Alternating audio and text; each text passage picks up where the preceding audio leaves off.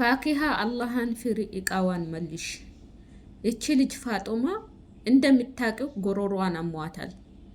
ከሳውዲ አረቢያ የመዳም ቅመም ነበረች። ስራዋን የሰራች በህመም ምክንያት ተሰቃይታ ስራዋን አቋርጣ ነው የመጣችው።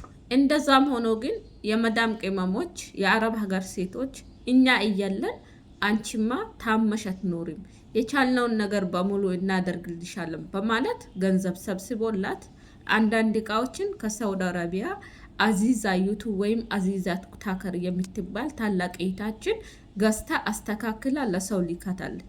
አንቺ ደግሞ በዛ ሰው ጋር አስቀምጠሽ ለማስረጃ እንኳን ይሆናል እቃው እኔ ጋ ነው ያለው እና ምን ችግር አለው ብለሻል፣ ተናግረሻል ማለት ነው። እና እሷ ደግሞ አንቺ ጋር ለማምጣት ሄዳ ጋብዘሻት አብልሻት አጠጥሻት ምን ችግር አለው ሌላ ጊዜ ተወስጃለሽ ብለሽ ልጅቷን ሸኝተሻት፣ አሁን ግን ጭራሽ ሲደውልልሽም ቢሆን ስታወራሽም መልስ አትሰጪያትም። ለሷ እኮ የበሽታዋ መድኃኒት ነው። አላህን አትፈሪም? አንቺ ሙስሊም አይደለሽም? እንደ ሙስሊም ይቅርና የተኛውም ሰው ሆነሽ በሰብአዊነትሽ ራሱ አላህን አትፈሪም? ፈጣሪሽን አትፈሪም? አህሙ ከዚህ በፊት ምን ብሎ ነበር? ፋኪሃ እኮ ጥቅም ብቻ ነው የምትፈልገው፣ ጥቅምኛ ሴት ናት እኮ ብሎ ነበር አህሙ። የሆነ ጊዜ ከአህሙ ጋር እየሰራችሁ የነበራችሁ ጊዜ እንዲሁም ትዝ የሚላችሁ ልጆች ካላችሁ አው የሰምቻለሁ በማለት በኮሜንት ማሳወቅ ትችላላችሁ። ጥቅመኛ ነሽ ብሎሽ ነበር። ጥቅሙን ፈልገሽ ከሆነ ደግሞ እኛ እንሰጥሻለን። ልጅቷ በዚህ ጎሮሮዋ ካንሰር ታማ እንደዚህ ድምጿን ከፍ አድርጋ እስክታለቅስ ድረስ ማውራት በፍጹም አይገባም። እውነት ይሄንን ነገር ለማውራትና ለመፍረት ብዙ ታግያለሁ።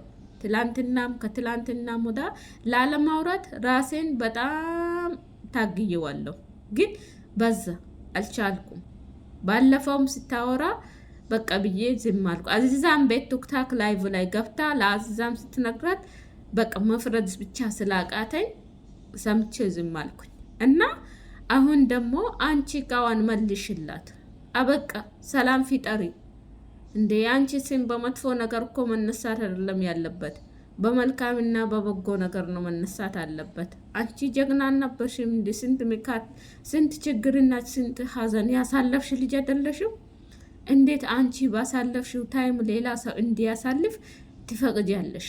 እንዴት ታደርጊያለሽ? እና እባክሽ እቃዋን መልሽላት። ልጅቷም ሕክምናዋን ታድርግበት፣ መድኃኒቱን ትጠቀሙበት፣ ጊዜዋን ታስታግስበት። ፈጣሪሽን ፍሪ። አንቺ በሷ ቦታ ሆነሽ አስቢ። እኛ እንኳን ይህንን ለሰማነ እንኳን ለማውራት እንኳን ከብዶናል። በጣም ያሳፍራል። የእውነት ያሳፍራል በጣም